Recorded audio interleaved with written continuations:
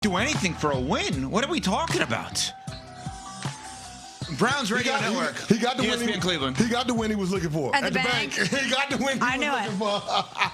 All right, I know we were going to touch on winning? Man. the Dylan Gabriel part of this. The people at the bank act so friendly. Oh, he gets extra lollipops. Let's hear this cut in full because I know we were going to get into the Dylan Gabriel part of it, but now Javonte and Nuno and Cam, Pat's out sick today, just came back with this that now it's going to drive me nuts. So let's dive into this for a second. New England beat Cleveland 32-13. Now, to be clear, Myles Garrett annihilated the 4th overall pick in the draft, Will Campbell. Yeah, he had it was bad. 5 sacks. He was a one-man wrecking crew, but his team lost 32-13. New England was awful in the first half. Cleveland was fine, including Dylan Gabriel in the first half. They were fine. Yeah, what was it, 9-7 at the half? What was it? You may have been right. Yeah, I don't 9-7. It was a close game. They were fine in the first half. Not good nor bad. They were fine. Like, totally serviceable. Dylan Gabriel's performance and the Browns' performance in the first half. New England annihilated them in the second half. But here is what Myles Garrett had to say about throwing the whole performance away for a win. I want to win. I don't care how much time is on the clock. They got their starters in. There's a chance we can win. I want to be a part of that. I don't care how dire the situation looks.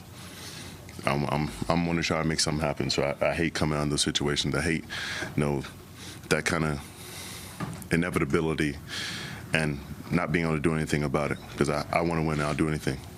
How hard is it? How tough is it for you guys to have such good defense for you to be out there getting 5 sacks and putting the team on your back and just to not have any offense to go with it? It doesn't get any easier each week you ask me. So, how do you feel about your performance? Does the loss diminish how you feel about your performance today at all? I guess I would throw the whole performance away for a win. It is truly remarkable that the gift that was given by Myles Garrett to the Cleveland Browns was rejected. He asked them for a trade. They're going nowhere fast. He was going to get $40 million regardless of where he went. Yep. The fact that all parties involved didn't take advantage of this amicable potential breakup is just unbelievable. Who rejects Christmas gifts or Hanukkah gifts? The Browns and Myles Garrett somehow, we're good. We don't want them. What are you doing? He asked for a trade. He got the $40 million. He would have gotten it from anyone. Can I ask you a question? You look at that Cleveland Browns roster. Outside of Myles Garrett, are there any forever players on that team? Why would you want to be a forever player? No, I'm just Graham, the defensive lineman. I'm just we don't know what he is or anything. He's a solid player The right answer now. is no. We don't know if he's a forever player. The answer is no. Like there's only one guy that you can point to that you say, yeah, that guy is going to be in the Ring of Honor when his career is over. That number is going to be retired. Yeah, there's only one guy on the team. You got to remember that you want to win games. The goal is to be able to get to the point where you can compete for championships consistently. But the NFL is also an entertainment product. They don't have a face of the franchise quarterback. Their face of the franchise is Myles Garrett.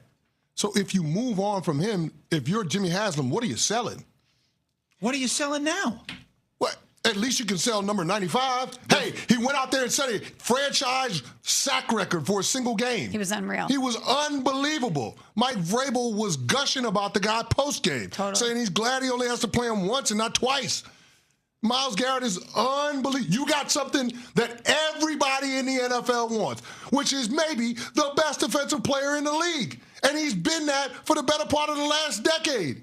That's why they don't want to move on from him. So I would agree with you that it was in the best interest of the football team in moving the program forward to trade Myles Garrett this offseason. But where I will push back is I don't think it was in the best interest of the overall entertainment product. I don't know how Browns fans could watch that and be entertained, but Smalls, I think about your team, the Green Bay Packers. Right. Micah took the $40+ million that he has earned, going to a team that he knew already had a quarterback. When you take the $40+ million, by the way, more than a quarterback, it's a playoff team he went to. Yes, a young ascending playoff team with a good coach. Myles Garrett should not turn down $40+ million. But when you take $40+ million for a team that doesn't have a quarterback, you're going nowhere fast. That's the reality. Yeah, I appreciate Myles Garrett's competitive nature. Like, I appreciate that he is frustrated by the deficiencies on this football team. Yeah. It cannot be easy to go out there and have an individual performance like that and know that your team can't do anything to help you get a win. They cannot help you get a win because you don't have a quarterback. However, this is the Mike Trout of football. You chose to be there. You knew that you didn't have a quarterback. You knew that this was an historically dysfunctional franchise. Yep.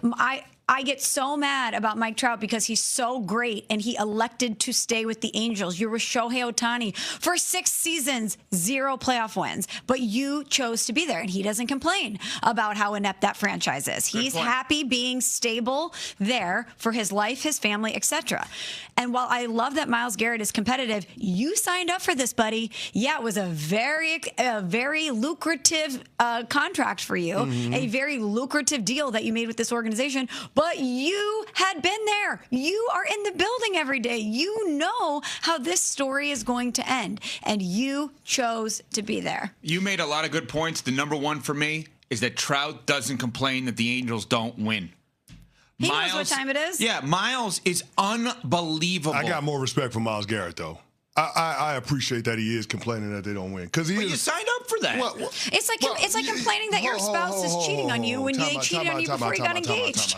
You knew they were a cheater. Time out. We're getting too hyperbolic because you're saying that he signed up for that, and I get the history of the Cleveland Browns, but every player goes into every season believing that there is a path for his team to be more competitive than the general public thinks. And I'm pretty sure that Myles Garrett, who is the anchor on one of the best defenses in the entire National Football League, believes that if they can get some semblance of competent quarterback play, i.e. Joe Flacco or Kenny Pickett or Dylan Gabriel or Shedeur Sanders or eventually Deshaun Watson, maybe, just maybe, we can find a way to be in this thing once we get to December. Now, it hasn't worked out for them that way, but to that I will say, at some point, Kevin Stefanski is going to have to make a change just for change's sake, because it's clear that Myles Garrett's frustration is shared by everybody else on that team.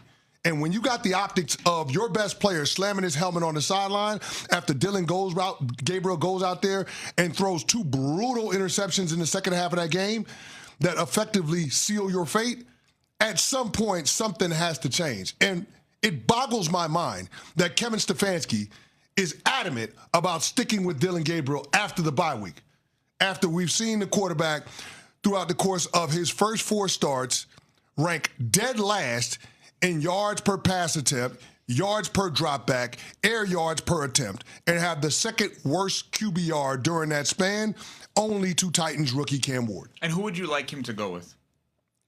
When Shedeur Sanders is healthy, when Deshaun Watson is healthy, go with one of those options.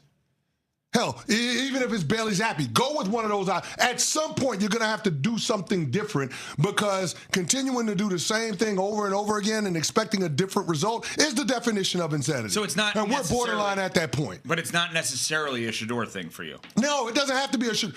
He may not be healthy enough to play. He has a back injury. Well, yeah. Well, we'll see what happens after the bye week, right? Like, he had a back injury yesterday. They've got a bye week. We'll see what ends up happening after that. But, I mean, you got to get somebody else ready to go in and be the guy. And I'm not saying that it's over for Dylan Gabriel in Cleveland, because it's not. He's a young, ascending player. But right now, it's too big for him. And he limits what your offense can be. The guy can't throw the ball down the field. And now, all of a sudden, defenses are stacking the box, taking away Quishon Junkins and Jerome Ford and Dylan Sampson. They're taking away your run game because you won't throw the ball down the field, or you can't throw the ball down the field. Either way, the impact is the same. And if you're a defensive player, you're getting tired of seeing the ineptitude on the offensive side of the ball, and you're getting tired of opposing offenses holding the ball as long as the Patriots did yesterday. I mean, it's hard to play defense when the opposing team is holding the ball for over 36 minutes. And that's in large part because your offense can't sustain drives. They were 2 of 11 on 3rd downs, 1 of 3 on 4th downs. Come on, man. It's bad. And something has to change. Coming up, ESPN NFL analyst Damian Woody will join us in studio next. We're on Sportsmanlike, presented by Progressive Insurance. This is Unsportsmanlike.